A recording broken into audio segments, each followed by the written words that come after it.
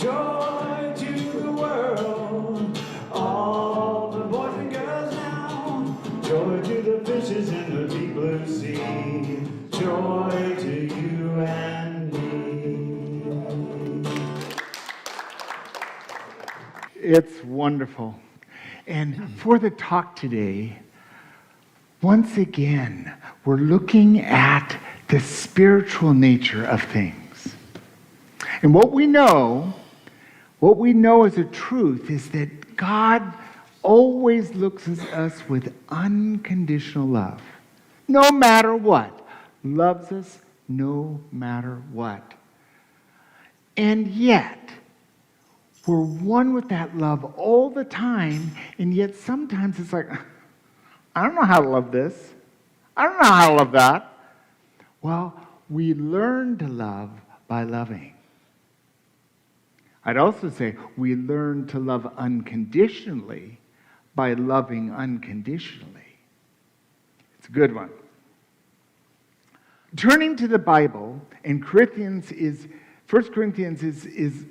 a wonderful place to find love in the Bible. It has lots to say about it. And here, chapter 16, verse 14, let all you do be done in love. Let all you do be done in love. If any of us are looking for operating instructions, how should I do this life? Well, what could I do now? What could I do differently that would affect my life and my journey and my relationships? Try this one. Let all you do be done in love. Now, it is really easy to love the people we love. You know, the grandkids, our pets, our partner when they say, you're right. You know, those moments. And it's easy to love in that way. But if we're going to love the way God loves, we need to love the people we disagree with. The people who see it a completely different way than the way we see it. From the people we judge. The people we isolate from. Or the people we avoid.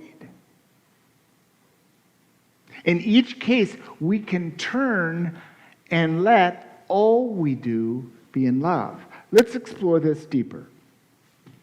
Now, we've been using this wonderful booklet to guide us through these Sunday talks, and this passage is from Reverend Ken Daigle. Reverend Ken Daigle is the senior minister at Unity San Francisco. He's a dear man. I just love him dearly. And this is what he has to say. This time of year, we may feel the love of our family and friends, but it can be easy to fall into despair about the pain and suffering awash in this world. He continues to say, we can choose love over fear. Love instead of hatred. And love rather than division. When we call forth divine power of love, we access strength and resilience within. We discover peace that surpasses all understanding, and we exercise our faith. Indeed, when we love, the Christ is born again. This is one way we can have Christmas every day. If we're celebrating the Christ being born again simply by courageously choosing love over that which isn't love. Now, I think in reality, hatred and love are two sides of the same coin. If we look deeper into that relationship, chances are that which we're projecting hate on someone else is probably something I don't like about myself.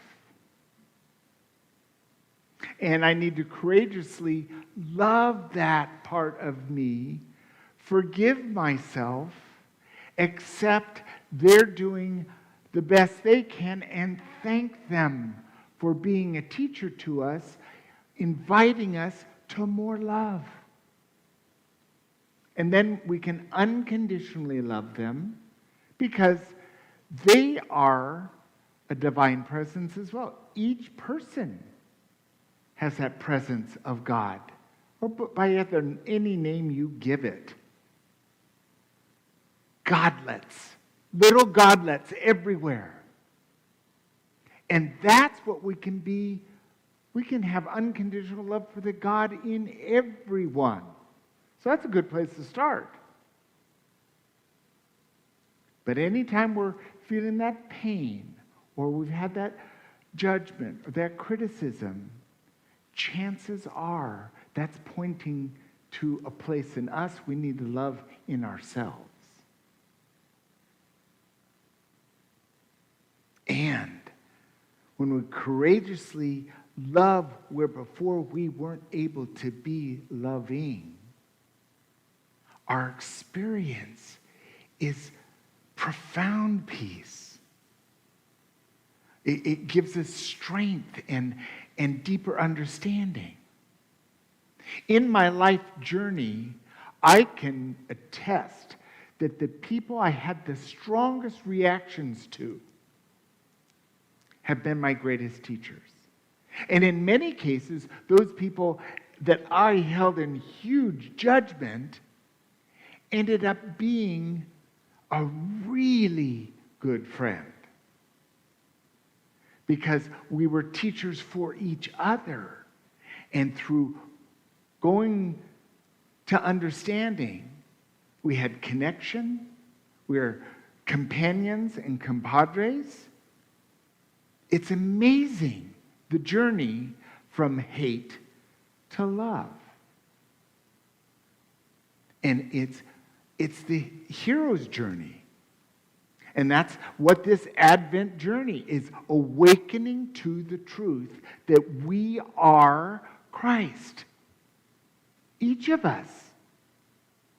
And it's ours to share that love and choose love no matter what.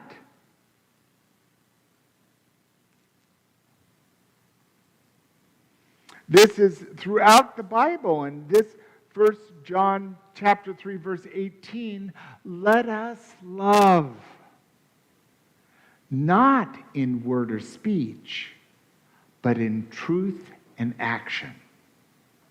Again, this is profound, pointing us to it's not what we say, certainly not what we think, it's not what we write down.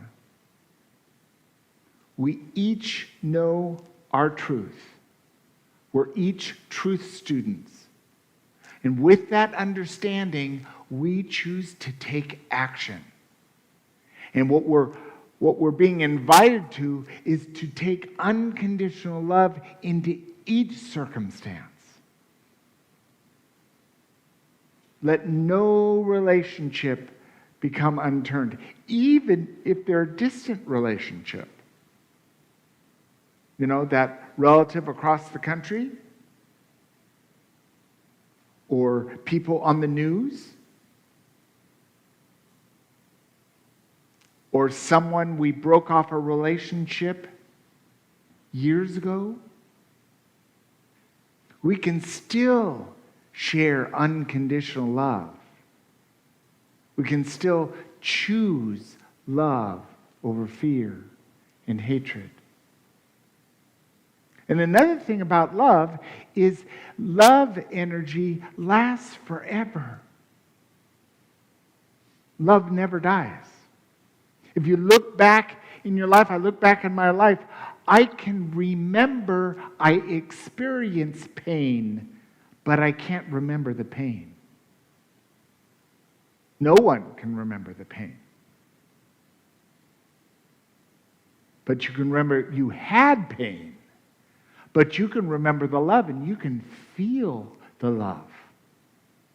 All those loving moments in your life are still shining brightly. It never ends. That's why every choice for love changes the universe. Because we ignite love and release it, and it grows, it flows, and expands. What would it be like if just everyone in this room right now chose to be just a little more loving every day?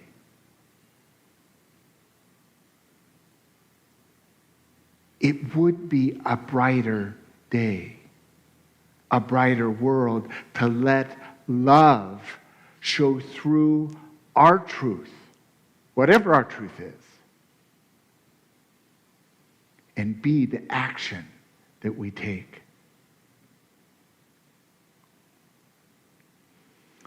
Reverend Kelly Sola used to work for Unity Worldwide Ministries, and she's a great teacher, really a magnificent woman. And she brings forth this. She starts this writing by asking, what does loving look like? And she continues, while I have been born with the capacity to love, it doesn't necessarily mean that I know how. I learned to walk by walking. I learned to write by writing. I learned to love by loving. Loving means practicing being vulnerable every day, seeing and accepting others with new eyes, differences and all, and engaging forgiveness. In doing this, we leave an echo of perfection, the thumbprint of our loving. Divine nature says, love was here.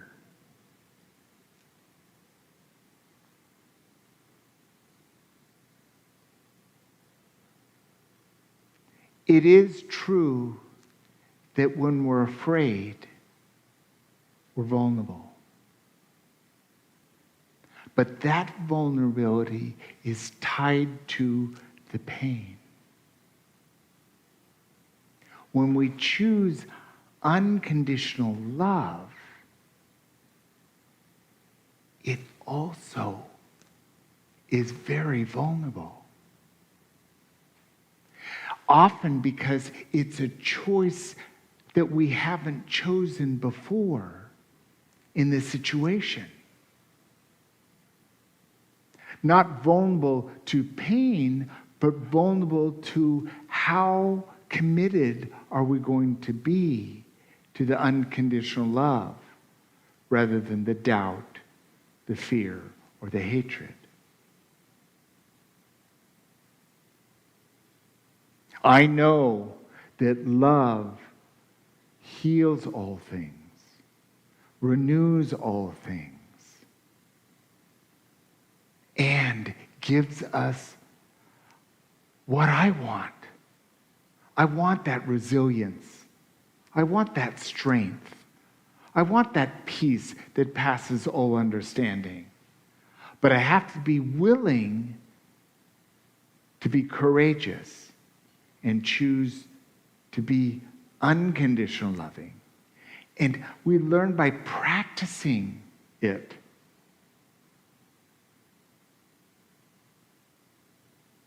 And anything we practice, we do get better at it. Now, I practice piano over and over and over. I'm not a pianist. It's not in my skill set. But I did get better at it. anything that we want in our lives, we practice it. So are you ready to join me and be more loving this week? To choose love over fear. To choose love over doubt. And whenever necessary, to call in and practice forgiveness. Forgiveness for ourselves and forgiveness for others.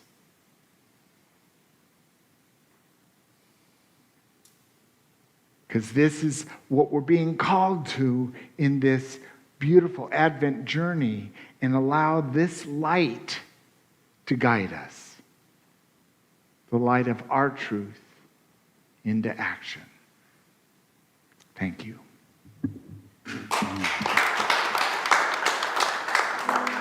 And as I've been doing recently, offering a personal exploration, you might, this question or any question you come up about, how can I make my love unconditional? How can I be more unconditional loving? Where can I insert unconditional love in my life?